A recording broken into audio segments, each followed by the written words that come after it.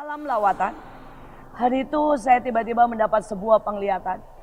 Ada jutaan ulat yang sangat menjijikkan. Ulat yang terus makan dan makan. Ulat yang membuat gatal. Dan tiba-tiba itu berubah menjadi kupu-kupu seperti ini. Dan kupu-kupu itu begitu banyak. Dan membuat sebuah hati yang besar di langit. Dan Tuhan berkata, itulah masa di mana yang dibuang akan menjadi alat Tuhan. Saudara, di dalam Mazmur 118 ayat 22 berkata, batu yang dibuang oleh tukang bangunan telah menjadi batu penjuru. Saudara, tahukah batu penjuru? Batu penjuru adalah batu yang di tengah. Saudara, itu yang mengunci segala sesuatu. Saudara, batu penjuru biasanya ditaruh di akhir. Pada saat batu demi batu disusun, maka mereka buat satu di tengah bolong. Dan pada waktu batu terakhir itu ditaruh, maka saudara, seluruh bangunan akan terkunci. Saudara, bangunan itu tidak lagi bisa bergoyang. Bangunan itu tidak bisa dirobohkan. Itu menjadi kuat oleh sebuah batu penjuru. Batu yang mengunci dan menyatukan semuanya. Pada waktu batu itu dicabut, maka bahaya semuanya menjadi runtuh. Saudara, dan Tuhan berkata, batu yang dibuang, batu yang orang berkata ini sudah tidak terpakai, di akhir zaman, di saat terakhir akan menjadi batu penjuru. Batu yang mengunci, batu yang akan membuat dan mengakhiri sesuatu rencana Tuhan yang terbesar. Siapakah mereka? Mereka adalah ulat-ulat yang seperti Tuhan katakan.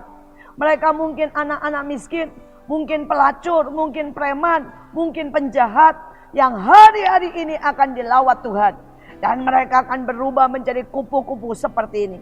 Dan kupu-kupu ini akan membentuk hati besar, penyembahan besar, cinta besar, kemuliaan besar. Karena mereka adalah batu yang dibuang, yang akan menjadi batu terakhir, yang menggenapkan, mengunci dan mengakhiri semua rencana Tuhan yang ajaib.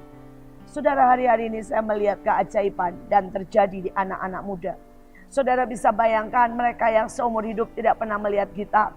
Mereka yang sangat miskin dan tidak mungkin mempunyai keyboard dan drum.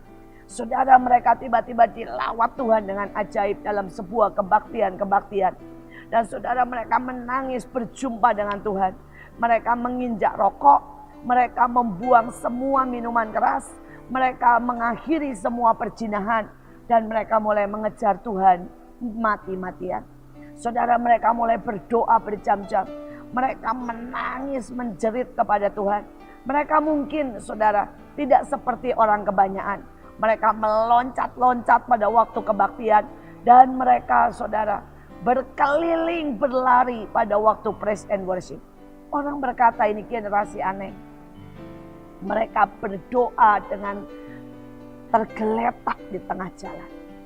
Dan mereka menangisi Indonesia. Tapi itulah batu yang dibuang. Itulah batu yang sudah menjadi tontonan, kehinaan. Dan orang berkata mereka tidak bisa dilakukan dan diperbuat, dirubah. Tetapi bagi Tuhan, mereka adalah batu-batu yang akan dipakai untuk kemuliaan Tuhan. Mereka akan diubah jadi kupu-kupu yang akan membawa sebuah kesaksian. Saudara, apa yang terjadi? Tiba-tiba mereka juga melihat keyboard dan mereka bisa main musik.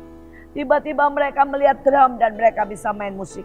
Hari-hari ini kami melihat mereka menyanyi, melayani Tuhan, menyembah. Bukan dengan kekuatan manusia, tapi dengan passion yang ilahi. Saudara, hari itu saya melihat bagaimana mereka datang ke jalan-jalan. Mereka tidak bawa banyak, tapi mereka peluki orang-orang di jalan. Mereka peluk tukang becak, mereka peluk pengemis, mereka peluk pemungut-pemungut. Semua barang-barang di jalan, pemulung-pemulung. Dan saya melihat di tengah jalan, Tuhan menyambar. Beberapa dari mereka rebah. Terjadi kesembuhan ilahi. Beberapa mereka dilawat Tuhan. Saudara, hari itu akan datang. Dan siapapun saudara. Saudara mungkin berasa, saya bukan orang yang dipilih, saya orang yang dibuang. Waktunya batu yang dibuang akan menjadi batu penjuru. Waktunya setiap ulat akan menjadi kupu-kupu. Waktunya setiap yang berkata, ini aku Tuhan, pakailah aku. Tuhan akan melakukan perkara yang besar. Salam lawat.